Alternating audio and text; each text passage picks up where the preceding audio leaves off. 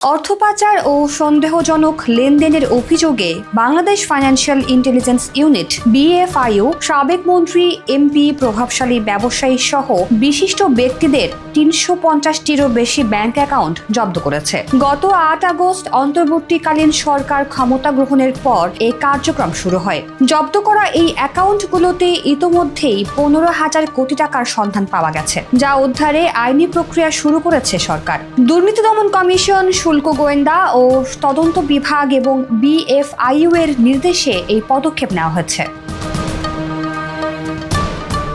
BFIU এর সূত্র জানিয়েছে, অর্থ পাচার রোধ ও পাচার হওয়া অর্থ পুনরুদ্ধারে সরকার কঠোর নীতি গ্রহণ করেছে। সংস্থাটির একজন ঊর্ধ্বতন কর্মকর্তা জানিয়েছেন, অর্থ পাচারের সঙ্গে জড়িত কাউকে ছাড় দেওয়া হবে না। বিশেষ করে প্রভাবশালী ব্যবসায়ী গোষ্ঠী কিংবা ব্যক্তিদের বিরুদ্ধে তথ্য প্রমাণিত হলে তাদের বিরুদ্ধে শাস্তিমূলক ব্যবস্থা নেওয়া হবে। আন্তর্জাতিক সহযোগিতার মাধ্যমে পাচারকৃত অর্থ ফিরিয়ে আনার চেষ্টাও চলছে।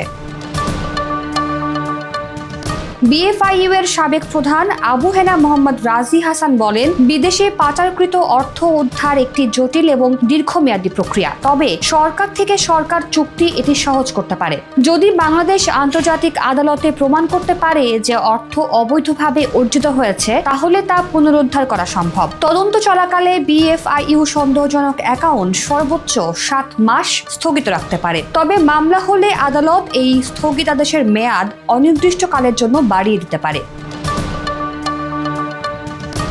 বাংলাদেশ ব্যাংকের সাবেক প্রধান অর্থনীতিবিদ মুস্তফা কে মুজেরি এ বিষয়ে মন্তব্য করে বলেছেন, পাচারকৃত অর্থ ফেরত আনার জন্য সরকারের দৃঢ় সংকল্প এবং ধৈর্যের পাশাপাশি একটি শক্তিশালী আইনি দলের প্রয়োজন। তিনি সতর্ক করে বলেন, অর্থ পাচারকারীদের দৃষ্টান্তমূলক শাস্তি নিশ্চিত করা না গেলে এই ধরনের অপকর্ম চলতেই থাকবে। ক্ষমতার অপব্যবহার করে যারা দেশের অভ্যন্তরে অর্থ আত্মসাৎ করে বিদেশে পাচার করে, তাদের দমন করতে কার্যকর পর্যবেক্ষণ ব্যবস্থা নিশ্চিত করতে হবে।